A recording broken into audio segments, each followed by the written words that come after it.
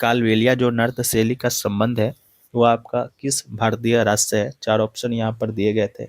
उन चारों ऑप्शन में से एक ऑप्शन आपका यहाँ पर जो है राजस्थान का था, जो कि आपका यहाँ पर राइट आंसर जो है हो जाएगा। ठीक है, कालबेलिया जो नृत्य है वो आपका राजस्थान से संबंधित है और इसे जो है सपेरा नृत्य या स्नेक चार्मर डांस के नाम से भी जो है जाना जाता है। और वर्ष 2010 में यूनेस्को ने जो है कालबेलिया लोकगीतों और नृत्य को अपनी अमृत सांस्कृतिक विरासत की सूची में जो है शामिल किया था और मुख्य रूप से राजस्थान की कालबेलिया जनजाति के द्वारा किया जाता है। तो आप इस बात को भी जो याद रखिएगा। 1853 में जब मुंबई से ठाणे के बीच पहली ट्रेन चली थी तब जो है भारत के गवर्नर जनरल जो है कौन थे। चार ऑप्शन यहाँ पर दिए गए थे।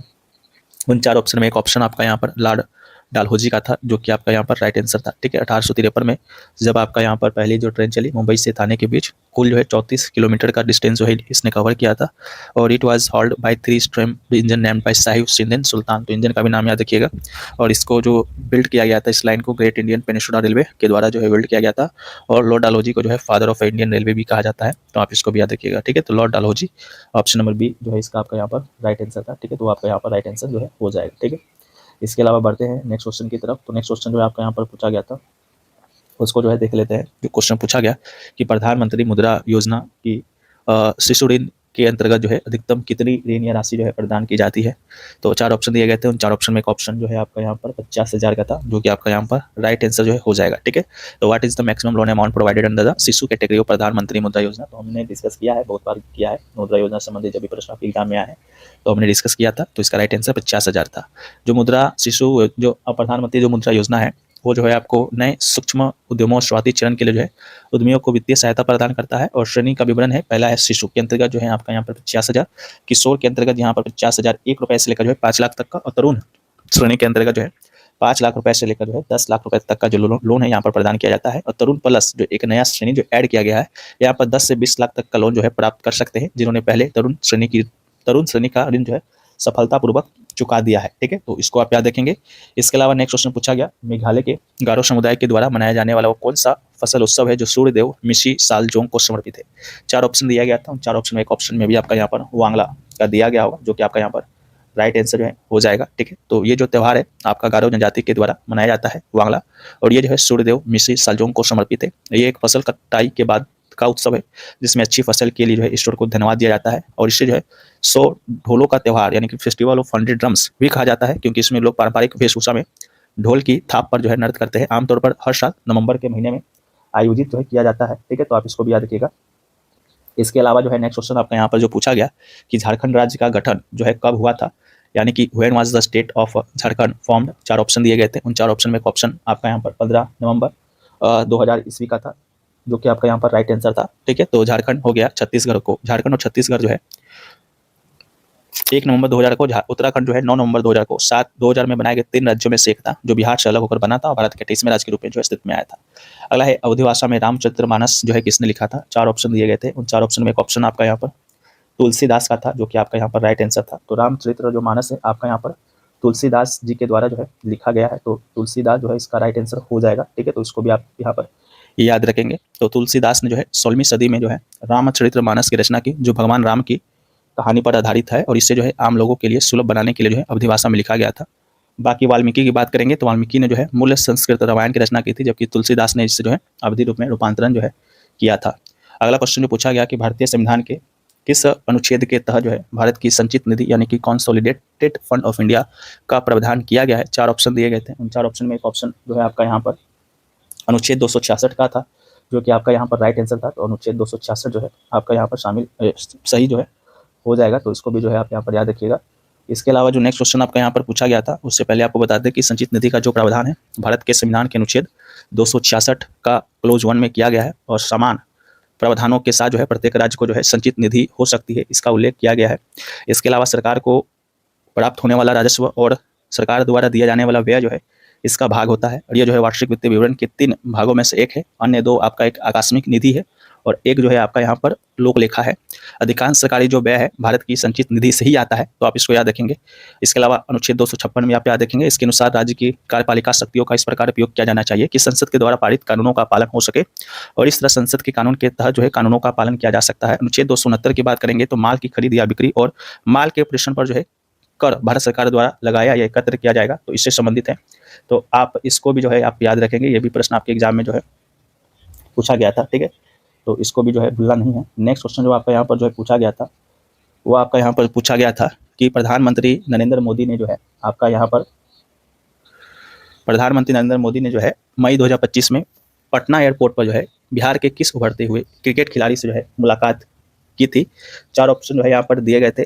उन 4 ऑप्शन में जो है एक ऑप्शन आपका यहाँ पर वैभव सूर्यवंशी का था, जो कि बिल्कुल राइट आंसर था। तो वैभव सूर्यवंशी की बात करेंगे तो प्रधानमंत्री नरेंद्र मोदी जब मई 2025 में पटना आए थे, बिहार आए थे, तो पटना हवाई अड्डे पर जो है युवा और उभरते हुए क्रिकेट खिलाड़ी वैभव सूर्यवंशी से इन्होंने जो है मुलाकात किया था। और वैभव सूर्यवंशी की बात करेंगे तो मात्र 14 वर्षीय यह आपके खिलाड़ी है, जो कि IPL 2025 में आप लोग भी नाम सुने होंगे, राजस्थान रॉयल्स से इन्होंने जो है 35 गेंदों पर शतक बनाकर जो है आपका रिकॉर्ड जो है बनाया था। इसके बाद जो है प्रधानमंत्री ने इनसे मुलाकात की थी और अभी हाल ही में जो है इनको प्रधानमंत्री बाल पुरस्कार से भी सम्मानित किया गया है राष्ट्रपति के द्वारा, तो आप उसको भी जो है भूलेंगे नहीं। नेक्स्ट क्वेश्चन पूछा गया कि योजना आयोग की स्थापना जो है किस वर्ष में की गई थी। तो योजना आयोग की जब हम लोग बात करते हैं तो योजना आयोग की जो स्थापना है आपका 15 मार्च 1950 को किया गया था। तो ईयर आपके ऑप्शन में दिया गया होगा, तो 1950 इसका राइट आंसर होगा। इसके अलावा वर्तमान समय में बात करेंगे योजना आयोग का, तो इसको जो है डिजॉल्व कर दिया गया है, यानी कि भंग कर दिया गया है, और इसके स्थान पर जो है नीति आयोग का गठन किया गया है। 1 जनवरी 2015 को जो है नीति आयोग का स्थापना किया गया था। इसके अलावा जो योजना आयोग है उसका जो डिजॉल्व किया गया था अप्रैल 2024 में किया गया था। मुख्यालय योजना भवन नई दिल्ली है, तो इसको याद रखेंगे। अगला है इब्न बतूता किसके शासन काल के दौरान जो है भारत आया था। 4 ऑप्शन यहाँ पर दिए गए थे। उन 4 ऑप्शन में एक ऑप्शन आपका यहाँ पर मोहम्मद बिन तुगलक का था, जो कि आपका यहाँ पर राइट आंसर था, ठीक है। तो ये जो इब्न बतूता है 1333 से 34 ईस्वी में जो है भारत आया था, और वो जो है मोरक्को का यहाँ पर निवासी था, और सुल्तान मोहम्मद बिन तुगलक ने उसे जो है दिल्ली का काजी यानी कि न्यायाधीश जो है नियुक्त किया था। और उसकी प्रसिद्ध पुस्तक की बात करेंगे तो उसने जो अपने यात्रा वृत्तांत रहला नामक पुस्तक में लिखा है, जो कि अरबी भाषा में था, तो उसको भी आप याद रखेंगे। और 1342 में सुल्तान ने उसे जो है अपना दूत बनाकर जो है चीन भेजा था इब्न बतूता को। तो विदेश से आए जो आपके विदेशी यात्री हैं, वहाँ से भी प्रश्न आपके एग्जाम में पूछे जा रहे हैं, ठीक है। तो ये टॉपिक जो है हमारे आपके प्रयास ई बुक में तो मिल ही जाएंगे, तो वहाँ से भी आप लोग इसको पढ़ सकते हैं। उसके अलावा जो है आपको बता दें कि अभी हाल ही में जो भी आपके विदेश यात्री संबंधित जो प्रश्न आपके पूछे गए, ठीक है। तो एक तो इब्न बतूता हो गया। इसके अलावा एक आपका यहाँ पर जो आपका बार बार पूछा जाता है फायान का पूछा जाता है कि फायान जो है वो किसके शासनकाल में आपका यहाँ आया था। इसके अलावा जो पूछा जाता है आपका यहाँ पर, और इत्सिंग का पूछा जाता है, इत्सिंग का जो है वो किसके शासनकाल में जो है भारत आपका यहाँ आया था। इसके अलावा और भी जो 2-4 लोग हैं उसका नाम रिकॉल नहीं कर पा रहे हैं एक्चुअल में। तो फायान की बात करेंगे तो ये जो है आपका यहाँ पर चंद्रगुप्त द्वितीय के शासनकाल में जो है भारत आया था, तो आप इसको याद रखेंगे। इत्सिंग जो है हर्षवर्धन के शासनकाल में तो नहीं आया था, लेकिन हर्षवर्धन के शासनकाल के बाद आया था, लेकिन आपके ऑप्शन में भी हर्षवर्धन ही आता है, तो उसको आप लोग याद रखेंगे। इसके अलावा जो है एक आपका एक और जो है हर्षवर्धन के शासनकाल में आया था वेनसांग, ठीक है। तो आप इसको भी जो है याद रखेंगे। वेनसांग जो है आपका यहाँ पर हर्षवर्धन के शासनकाल में भारत जो है आया था। नेक्स्ट क्वेश्चन पूछा गया कि who is the author of the Prithviraj Raso, यानी कि पृथ्वीराज रासो की रचनाकार जो है कौन थे। 4 ऑप्शन दिया गया था। उन 4 ऑप्शन में एक ऑप्शन जो है आपका यहाँ पर चंद बरदाई का था, जो कि आपका यहाँ पर राइट आंसर था। तो पृथ्वीराज रासो की बात करेंगे तो यह जो है ब्रज भाषा काव्य है और 12वीं शताब्दी के राजपूत राजा पृथ्वीराज चौहान के बारे में है, और यह कविता जो है चंद बरदाई के द्वारा जो है लिखा गया है। और चंद बरदाई ने जो है पृथ्वीराज रासो नामक काव्य में पृथ्वीराज चौहान के जीवन को अमर कर दिया है, और इस कविता में पृथ्वीराज चौहान के द्वारा कन्नौज के राजा जयचंद्र की पुत्री के प्रेम और अपहरण का यहाँ पर वर्णन किया गया है। कविता की प्रारंभिक जो पांडुलिपियां हैं गुजरात के धरनौज वाली गांव में खोजी गई थी, और सबसे पुरानी जो पांडुलिपियां हैं 16वीं शताब्दी की है, जो कि लता अपभ्रंश भाषा में लिखा गया है। इसके अलावा पृथ्वीराज चौहान की बात करेंगे तो राजपूत काल का यह महान शासक में से एक था, और 1177 ईस्वी में जो है इसने सिंहासन पर जो है बैठा था। अगला क्वेश्चन जो पूछा गया कि उपन्यास जो है वी लव्ड के लेखक का नाम जो है पूछा गया था, तो इसका राइट आंसर टोनी मॉरिसन जो है हो जाएगा। यह उपन्यास 1987 में प्रकाशित हुआ था, और टोनी मॉरिसन को इस पुस्तक के लिए 1988 में पुलित्जर पुरस्कार से भी सम्मानित किया गया था। वह जो है एक अमेरिकी गृहयुद्ध के बाद जो है एक पूरबदास यानी स्लेव महिला की मानवीय कहानी है इस पुस्तक में। अगला है कि वर्ष 1987 में जो है 27वें राष्ट्रीय खेलों का आयोजन भारत के किस राज्य में किया गया था। 4 ऑप्शन जो है इसी प्रकार से दिए गए होंगे। उन 4 ऑप्शन में जो है एक ऑप्शन आपका यहाँ पर जो है केरल का होगा, जो कि राइट आंसर हो जाएगा। ये जो आधुनिक ओलंपिक प्रारूप वाले जो राष्ट्रीय खेल का जो 37वां संस्करण है, केरल ने जो है होस्ट किया था 1987 में, तो आप इसको याद रखना है। इसके अलावा नेक्स्ट क्वेश्चन जो पूछा गया कि राजस्थान के शिखर यानी धौध में भैरव सिंह शेखावत स्मृति पुस्तकालय का उद्घाटन जो है किसने जो है किया था। ठीक है, ये क्वेश्चन जो है पूछा गया था। तो इसका राइट आंसर जो है जगदीप धनखड़ जो है आपका राइट आंसर था। तो जगदीप धनखड़ इसका राइट आंसर जो है हो जाएगा। राजस्थान के सीकर गौद में जो है भैरव सिंह शेखावत स्मृति पुस्तकालय का उद्घाटन जो है भारत के जो उपराष्ट्रपति थे उस समय जगदीप धनखड़ के द्वारा किया गया था, और ये उद्घाटन जयपुर में पूर्व राष्ट्रपति भैरव सिंह शेखावत की पुण्यतिथि के अवसर पर जो है मई 2025 में किया गया था, जिसमें मुख्यमंत्री भजनलाल शर्मा और गजेंद्र सिंह शेखावत सहित कई गणमान्य व्यक्ति जो है वहां पर उपस्थित थे। 15 मई 2025 को इसका उद्घाटन किया गया था। आप इसको याद रखेंगे। अगला है 1991 का जो है बुकर पुरस्कार किस उपन्यास के लिए जो है बेन ओकरी को मिला था। ये पुस्तक किसके बारे में था? ठीक है, तो इसका राइट आंसर जो था वो आपका ऑप्शन नंबर ए था, यानी कि एक नाइजीरियाई आत्मा बच्चे के बारे में जो लागोस में आज़ादी के समय रहता है उसके बारे में था, तो वो आपका राइट आंसर था। तो बेन ओकरी जो है नाइजीरियाई मूल के द फेमिस्ट रोड लागोस में आज़ादी के समय जो है एक अभी के जीवन पर जो है आधारित है, जिससे जादुई अर्थात वाद शैली में लिखा गया था। अगला है कि राजस्थान का वो कौन सा दुर्ग है जिसे राव जोधा ने 1959 में जो है बनाया था, जिसे जो है मयूर ध्वजगढ़ के नाम से भी जाना जाता है। तो इसका राइट आंसर जो है आपका मेहरानगढ़ दुर्ग जो है इसका राइट आंसर था।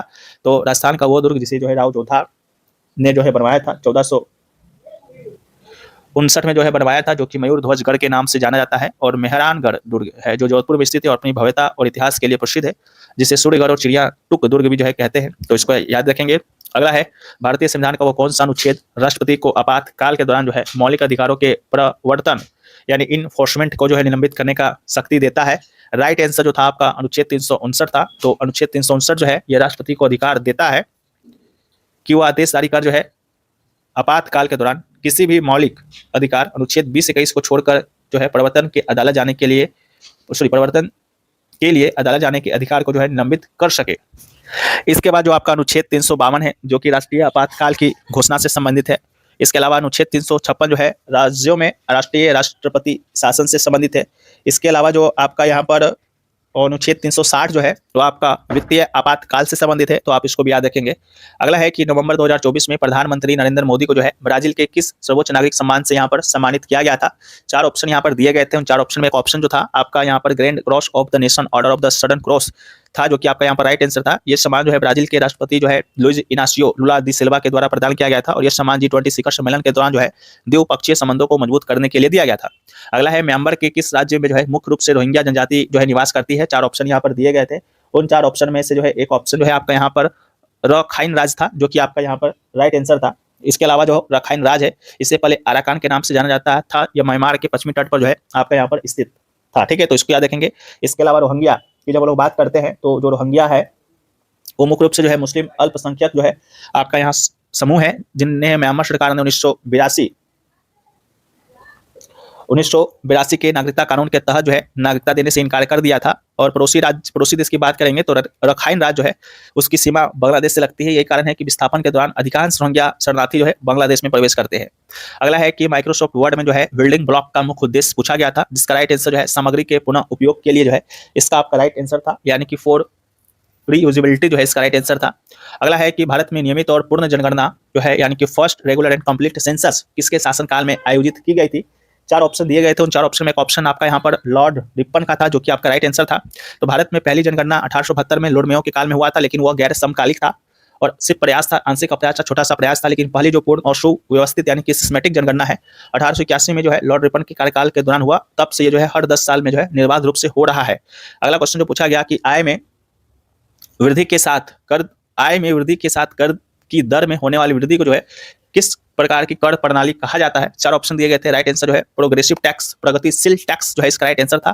तो प्रगतिशील कर टैक्स में जो है जिससे जैसे करदाता यानी आय बढ़ती है, कर की दर भी जो है उसका परसेंटेज भी बढ़ता है। इसका मुख्य उद्देश्य आर्थिक असमानता को कम करना और अधिक आय वाले व्यक्तियों पर अधिक भार डालना। भारत में आयकर जो है इनकम टैक्स इस प्रकार के कर का एक प्रमुख उदाहरण है, तो आप इसको याद रखेंगे। अगला है हिंदू वृद्धि दर का संबंध किस विकल्प से है। इस प्रकार का प्रश्न आपके एग्जाम में आया, जिसका राइट आंसर था भारतीय अर्थव्यवस्था की कम जीडीपी वृद्धि से है। ठीक है, तो 1950 से 1980 के बीच में जो है भारत की औसत वार्षिक विकास दर जो है लगभग 3.5% थी, जिसे हिंदू वृद्धि दर कहा गया। किसने नाम दिया, तो ये सब जो है प्रसिद्ध अर्थशास्त्री राजकृष्ण के द्वारा 1978 में दिया गया। अगला है कि दांडी मार्च जो है किस आंदोलन के संदर्भ में जो है शुरू किया गया था। 4 ऑप्शन जो है यहाँ पर दिए गए थे। उन 4 ऑप्शन में जो है एक ऑप्शन आपका यहाँ पर सविनय अवज्ञा आंदोलन का था, सिविल डिसओबीडियंस मूवमेंट का, जो कि राइट आंसर था।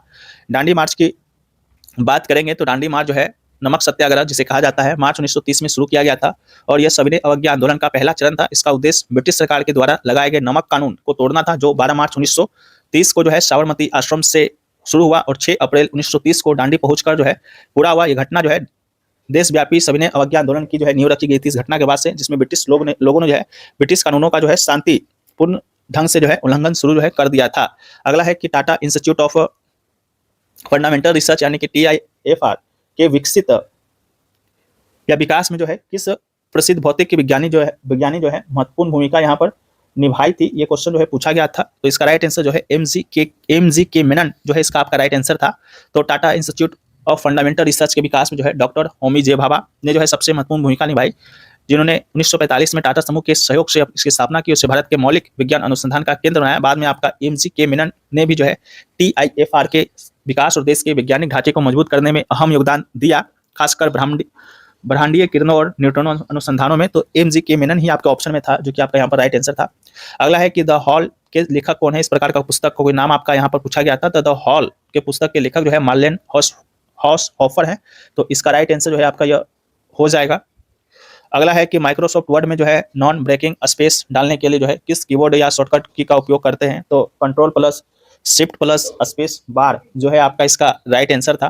ठीक है, तो वो जो है आपका यहाँ पर राइट आंसर जो है हो जाएगा। ठीक है, इसके अलावा जो नेक्स्ट क्वेश्चन आपका यहाँ पर पूछा गया था कि निम्नलिखित में से किस चोल शासक ने जो है गंगेकोंड चोल यानी गंगा का विजेता की उपाधि धारण की थी। 4 ऑप्शन दिए गए थे, उन 4 ऑप्शन में एक ऑप्शन आपका राजेंद्र चोल प्रथम का था, जो कि राइट आंसर था। चोल सम्राट राजेंद्र चोल प्रथम ने जो है उत्तर भारत के सफल सैन्य अभियान के बाद जो है गंगेकोंड चोल की उपाधि धारण की थी। उन्होंने इस विजय के उपलक्ष्य में जो है गंगेकोंड चोलपुरम नामक एक नया शहर बसाया था और इसे जो है अपनी राजधानी बनाया था। वहाँ उन्होंने जो एक विशाल मंदिर भी बनाया और चोल गंगम नाम एक विशाल तालाब का भी निर्माण जो है उन्होंने वहाँ पर कराया था। तो आपका राइट आंसर जो है वो आपका हो जाएगा। ठीक है, इसके अलावा जो नेक्स्ट क्वेश्चन आपका वहां पर पूछा गया था वो पूछा गया कि 2023 में जो है COP28 शिखर सम्मेलन कहां पर आयोजित किया गया। राइट आंसर जो है दुबई यानी यूनाइटेड अरब एमिरेट्स जो है इसका राइट आंसर था। तो COP28 का जो आयोजन है 30 नवंबर से लेकर जो है 13 नवंबर 2023 तक दुबई में किया गया था। इसके अलावा COP29 2024 जो है बाकू अजरबैजान में और COP30 2025 जो है वो आपका ब्राजील में जो है आयोजित होना निर्धारित है। अगला है कि उज्बेकिस्तान जो है एक भू आबद्ध देश यानी कि लैंड लॉक्ड कंट्री है, व्यापार के लिए अरब सागर तक पहुंच बनाना चाहता है। अंतर्राष्ट्रीय उत्तर दक्षिण परिवहन गलियारे INSTC के माध्यम से व्यापार को सक्षम करने के लिए जो है किस देश के बंदरगाह इस पहुंच के लिए महत्वपूर्ण है। राइट आंसर जो है ईरान बंदरगाह। ईरान में जो चबहार बंदरगाह है वो आपका यहाँ पर राइट आंसर था। अगला है कि 72वीं सीनियर राष्ट्रीय वॉलीबॉल चैंपियनशिप 2024 जो है कहाँ पर आयोजित हुआ। राइट आंसर जो है आपका असम जो है इसका राइट आंसर था। अगला है विनिवेश यानी कि डिसइन्वेस्टमेंट का जो है आपसे यहाँ पर अर्थ पूछा गया था। तो इसका जो राइट आंसर था वो आपका ऑप्शन नंबर C यानी कि कंपनी या सरकारी संपत्ति में जो है अपनी हिस्सेदारी या संपत्ति बेचना जो है आपका यहाँ पर डिसइन्वेस्टमेंट कहलाता है। अगला है एक राष्ट्र एक राशन कार्ड योजना का मुख्य उद्देश्य पूछा गया था। तो इसका राइट आंसर प्रवासियों को जो है देश में कहीं भी राशन प्राप्त करने की सुविधा देना इसका राइट आंसर था। तो एक राष्ट्र एक राशन कार्ड योजना जो है खाद्य एवं आपूर्ति उपभोक्ता मामले विभाग, इसके अलावा उपभोक्ता मामले खाद्य और सार्वजनिक वितरण मंत्रालय के द्वारा 2008 में जो है शुरू किया गया था और यह भारत के आंतरिक प्रवासियों सहित सभी के लिए जो है खाद्य सुरक्षा सुनिश्चित करने के लिए जो है एक राष्ट्रीय राशन कार्ड पोर्टेबिलिटी योजना है।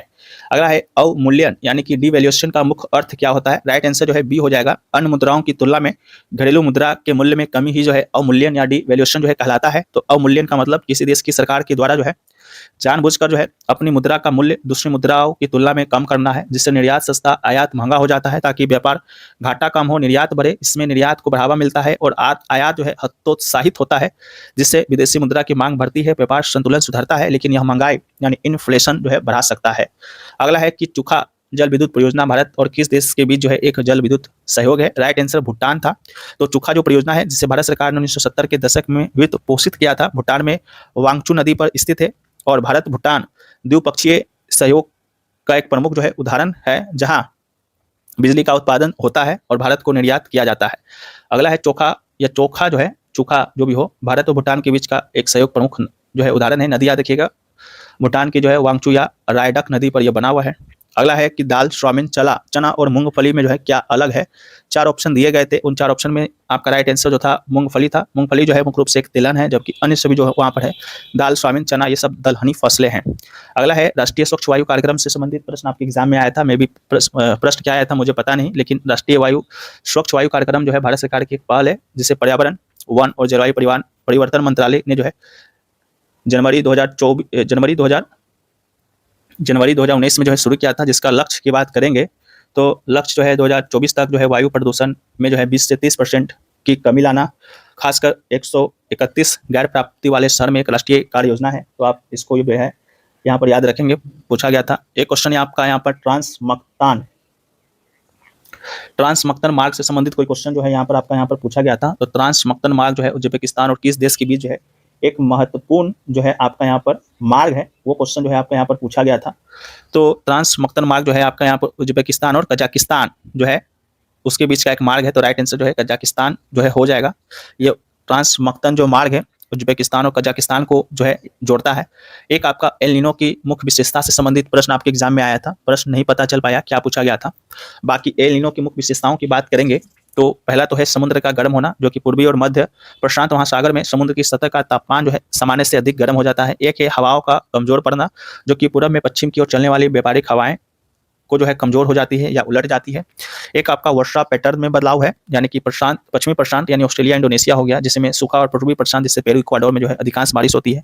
भारतीय मानसून पर भी जो है इसका प्रभाव पड़ता है। भारत में दक्षिण पश्चिम मानसून जो है यहाँ पर कमजोर हो जाता है, जिसमें अनावृष्टि जो है सूखा आती है।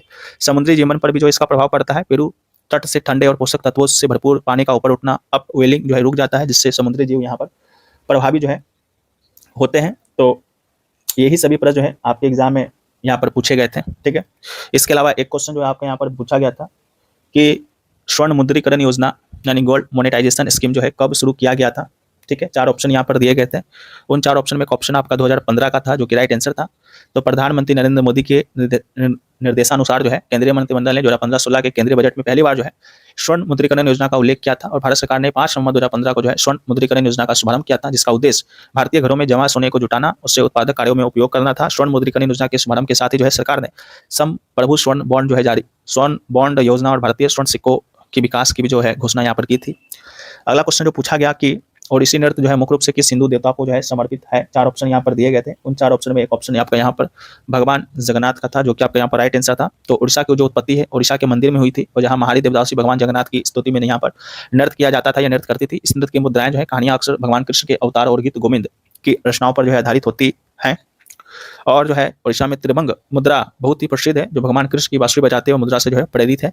एक आपका यहाँ पर वन संशोधन अधिनियम से संबंधित कोई प्रश्न आपके यहाँ पर पूछा गया था कि इसका जो विरोध है क्यों हुआ था। तो इसने जो है वन की परिभाषा को जो है संकुचित किया और वन अधिकारों तथा संरक्षण को जो है कमजोर किया था। ठीक है, तो वन संशोधन अधिनियम फॉरेस्ट अमेंडमेंट एक्ट का विरोध जो है मुख्य रूप से इसलिए हुआ था क्योंकि आलोचकों के अनुसार जो है सुप्रीम कोर्ट ने ऐतिहासिक गोदा वर्मन फैसले जो है 1940 को कमजोर किया था, जिससे वन की परिभाषा को जो है वन की परिभाषा इससे संकुचित हो गई, पहले से जो है संरक्षित लाखों हेक्टेयर भूमि वन कानून के दायरे से बाहर हो गई। ठीक है, तो इस प्रकार का ऑप्शन जो है दिया गया होगा, जो कि आपका राइट आंसर हो जाएगा। एक था कि लाल मिट्टी रेड क्ले के कोर्ट पर जो है कौन सा टेनिस ग्रैंड टूर्नामेंट खेला जाता है। 4 ऑप्शन दिए गए थे। उन 4 ऑप्शन में एक ऑप्शन आपका फ्रेंच ओपन का था, जो कि आपका यहाँ पर राइट आंसर था। ठीक है, फ्रेंच ओपन जो है एकमात्र ग्रैंड स्लैम है जो कि लाल मिट्टी के कोर्ट पर जो है खेला जाता है। इसके अलावा ऑस्ट्रेलियन ओपन, यूएस ओपन जो है हार्ड कोर्ट पर खेले जाते हैं। विंबलडन जो है ये जो है घास के कोर्ट पर जो है खेला जाता है। तो आप इसको जो है याद रखेंगे, ये भी क्वेश्चन जो है आपके एग्जाम में पूछा गया था। इसके अलावा जो नेक्स्ट क्वेश्चन आपका यहाँ पर पूछा गया कि दिसंबर 2025 में जो है किस भारतीय नेता ने द्विपक्षीय संबंध को मजबूत करने के लिए फ्रांस के राष्ट्रपति इमैनुअल मैक्रों के मेजबानी की और उनके साथ जो है औपचारिक भोजन किया। राइट आंसर जो है यहाँ पर नरेंद्र मोदी जो है आपका हो जाएगा। ठीक है, तो इस तरह के जो प्रश्न आपके एग्जाम में यहाँ पर पूछे गए थे